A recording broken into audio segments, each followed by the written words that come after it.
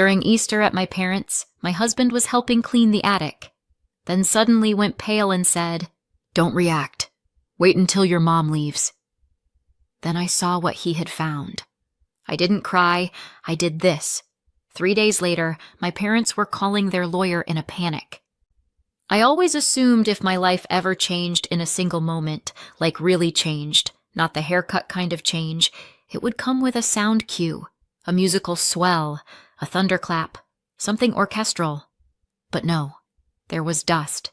There was a stack of boxes labeled Christmas stuff probably. There was my mom, humming along to Michael Bublé like she wasn't standing on top of decades of unspoken tension and family denial. Nothing dramatic, just the slow thud of my heart doing something I didn't have language for yet. The attic looked the same as it always did, like a place where old wrapping paper and unresolved guilt went to die. My dad had mentioned clearing it out like he always did, in that voice he uses when he wants credit for a job he hasn't started. I said yes, like I always do.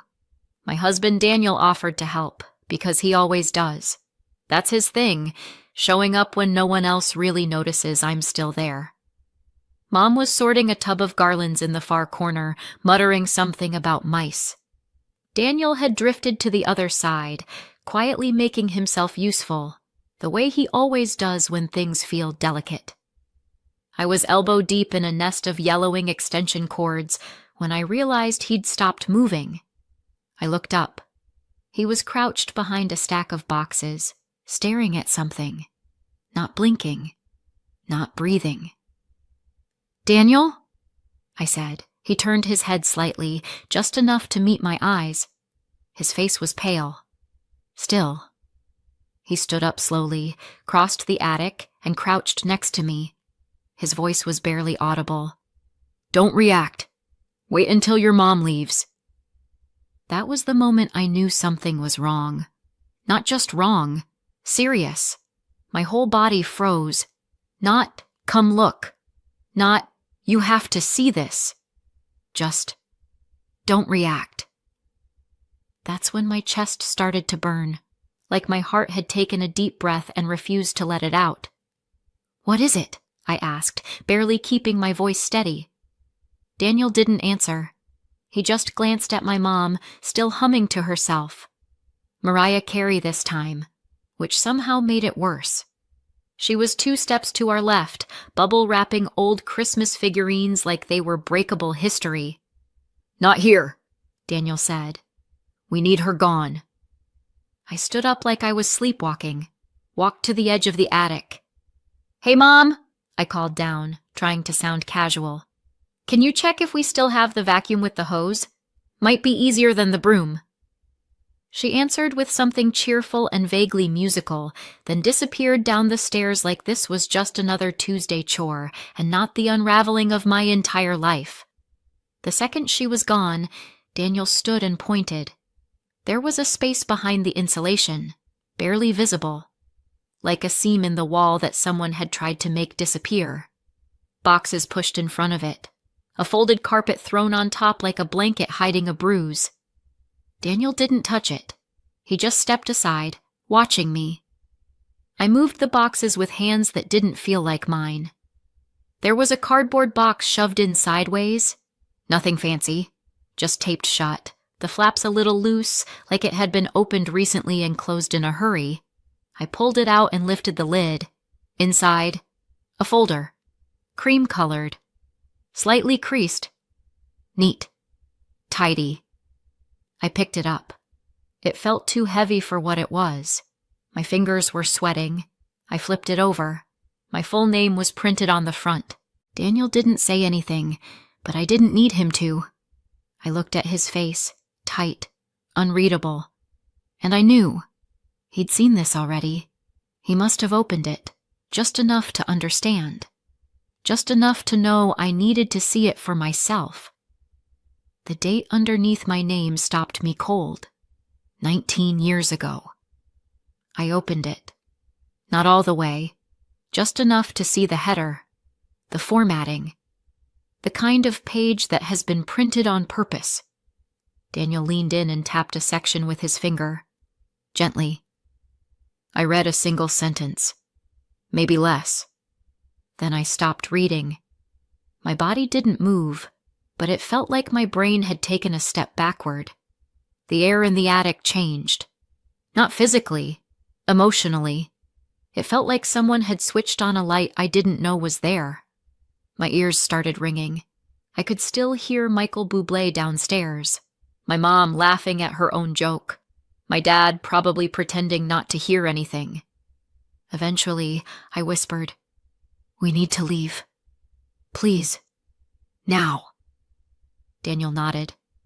We folded the folder, tucked it inside my coat like it had always been there, and walked downstairs in silence.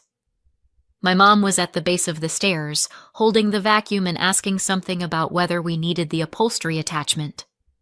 "Something came up," I said. "You're leaving already?" she said, blinking like she didn't understand. Like this wasn't just another day of pretending we're all fine. "We'll be back later." Dad didn't look up from his crossword. We kissed goodbye like everything was fine. Daniel smiled like everything was normal. My mom reminded me to take leftovers, because she always does. I didn't hear what she said after that. We walked to the car, got in, closed the doors. I didn't say anything. Daniel didn't ask. The folder dug into my ribs like it had grown there. Something had just come undone. Or maybe something had finally fallen into place. I didn't know yet. All I knew was that this wasn't over.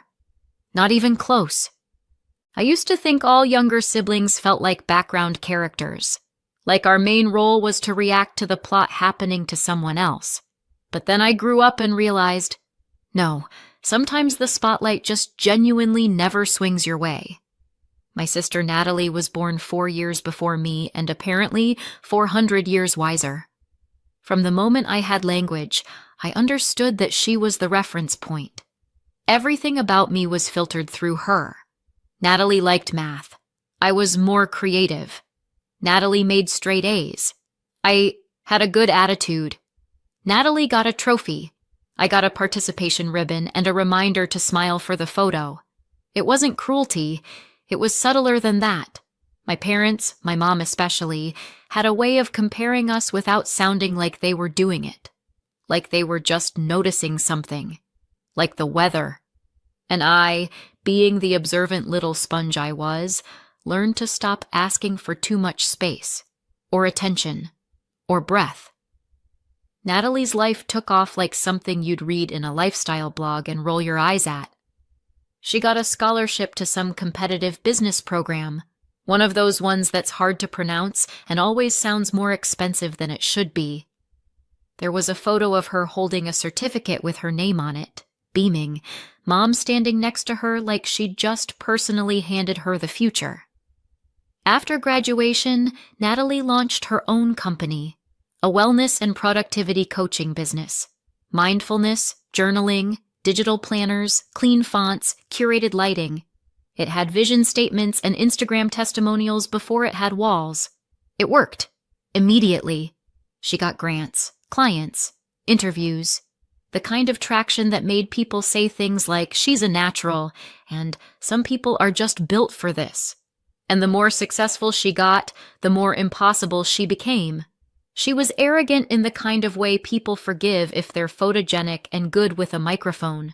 She started interrupting people mid-sentence, correcting them in casual conversation, throwing around words like energy alignment as if the rest of us were just trying to keep up.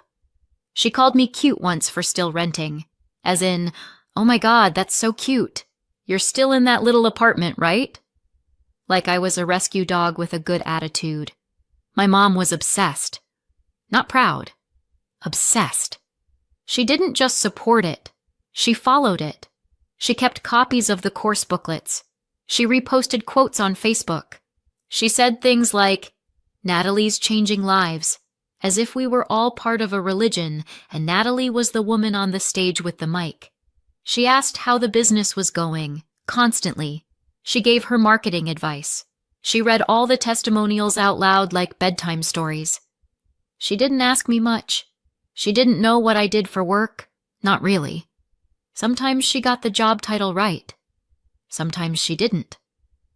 I stopped correcting her around 2019. Natalie didn't ask either. Unless it was in that half-laughing, performative way, like she was including me out of obligation. And then, when I'd answer, she'd nod vaguely, say, "Oh, that's good for you," and change the subject. There was one person who didn't treat me like a placeholder. Sylvia. I was told she was my great-aunt, though she never felt distant like that. She felt close, steady, like someone who remembered things about you that you hadn't said out loud. Her house smelled like lemon soap and old books. She had this glass-fronted cabinet full of teacups she never used and photo frames with nobody in them. She listened more than she talked, which made her the exact opposite of everyone else in my family.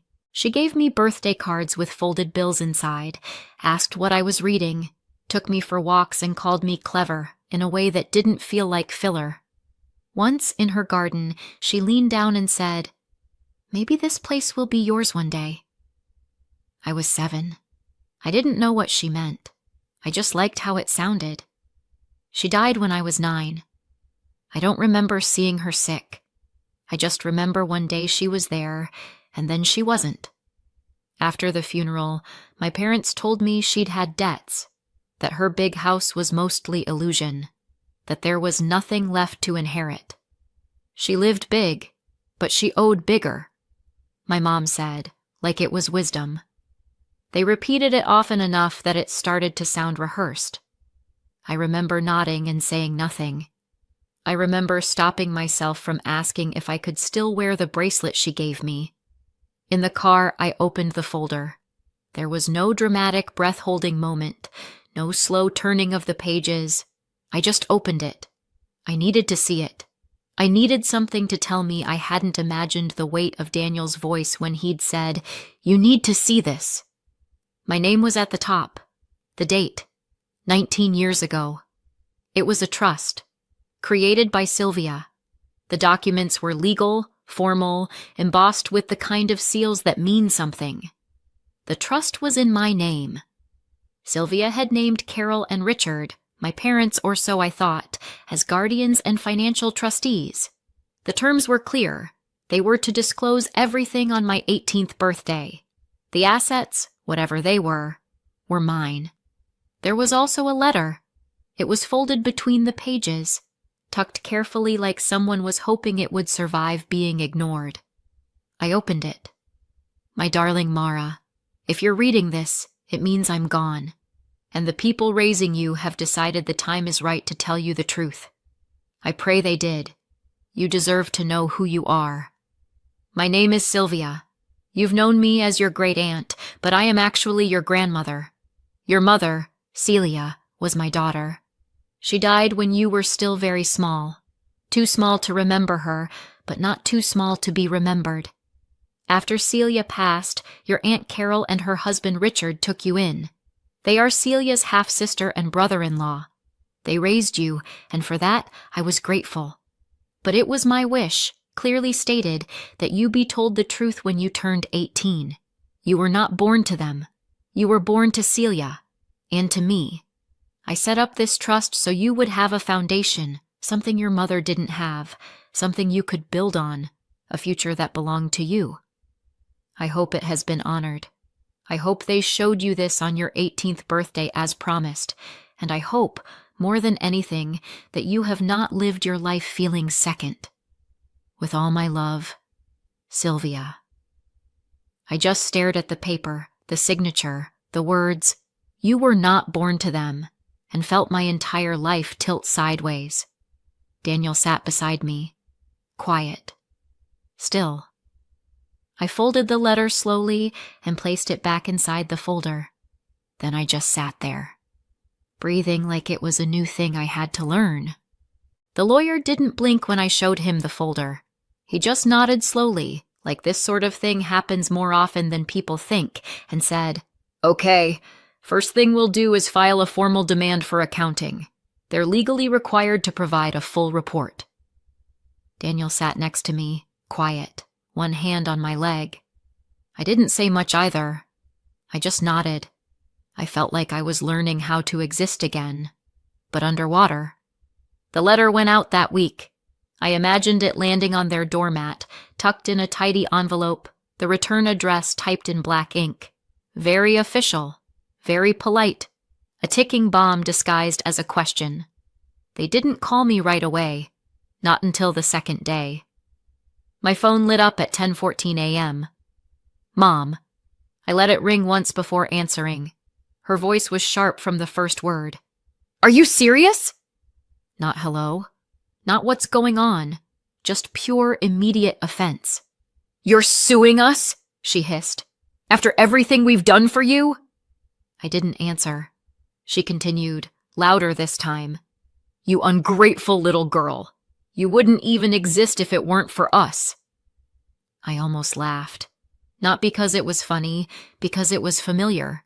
The volume, the shift in tone, that particular brand of maternal righteousness that always made me feel like a loose wire. Mom, I said flatly, don't call me that right now. Behind her words, I could hear movement. Footsteps. I pictured her pacing in the kitchen, cordless phone in one hand, rage in the other. I wondered if she was still wearing that apron with the lemons on it. We took you in, she said. We raised you.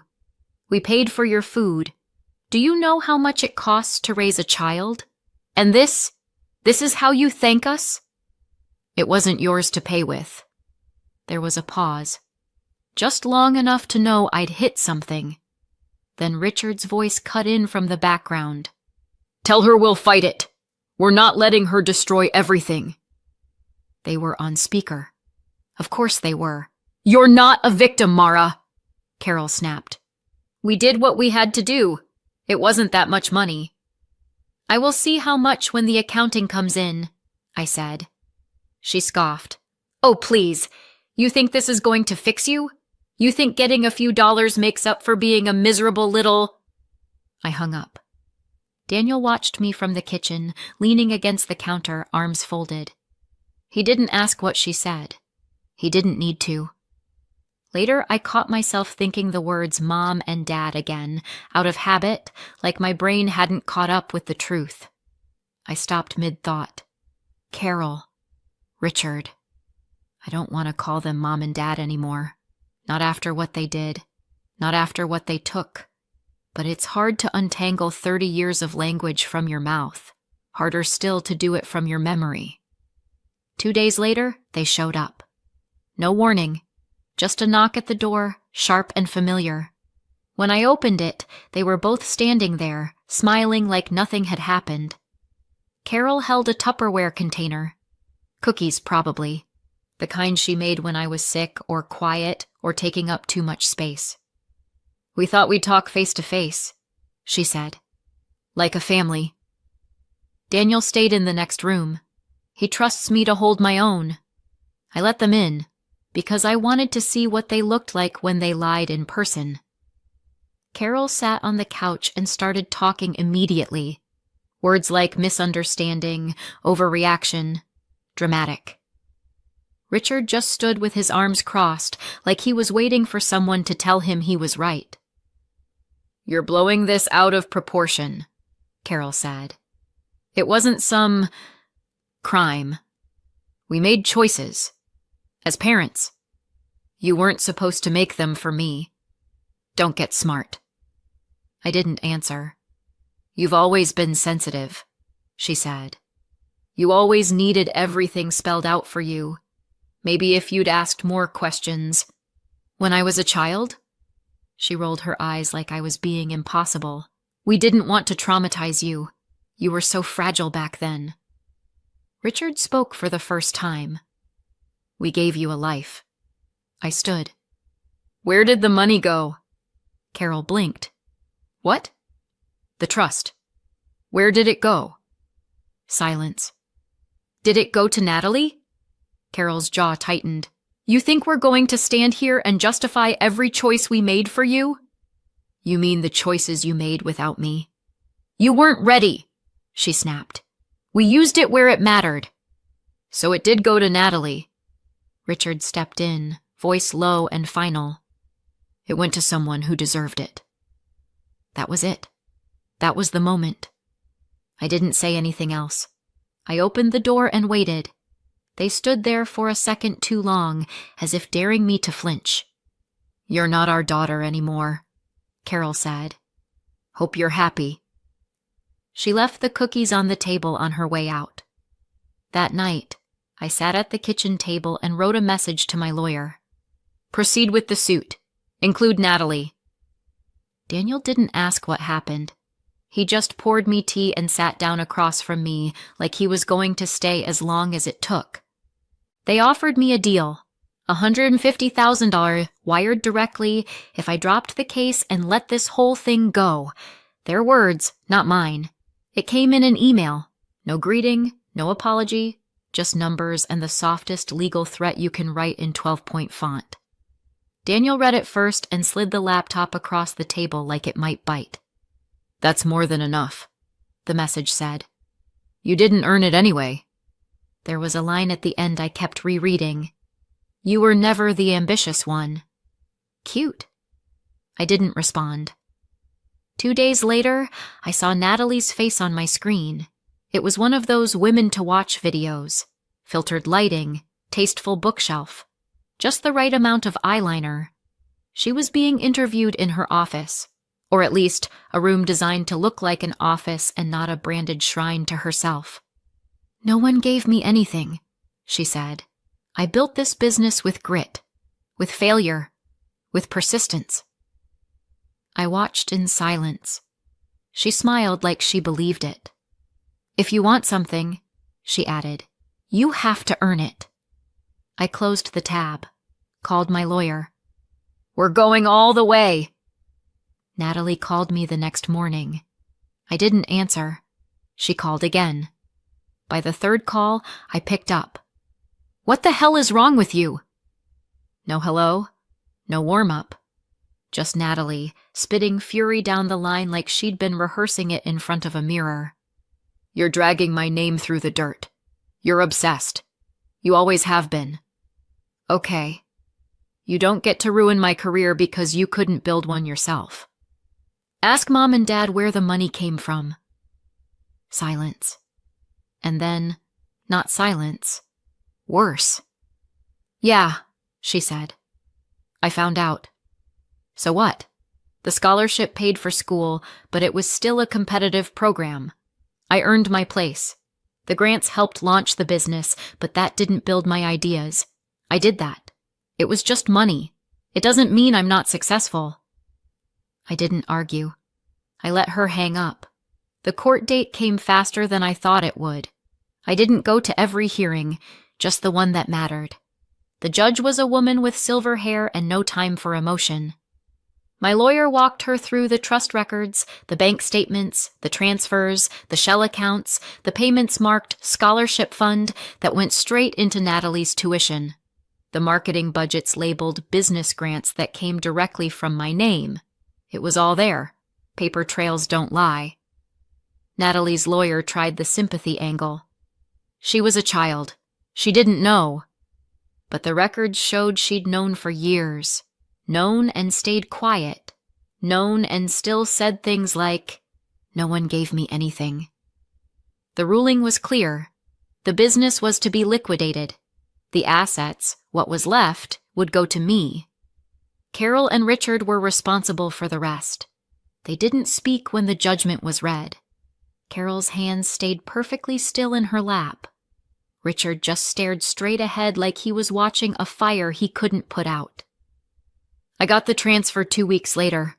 It wasn't everything, but it was enough. Enough to start over. Enough to take a breath without wondering what I was missing. The rest came later. Quiet gossip. Messages from people I hadn't heard from in years. A short article buried on page 6 of the local paper about a personal decision to shut down the company. No interviews, no retraction, just gone. They sold the house. It wasn't public, but I found out.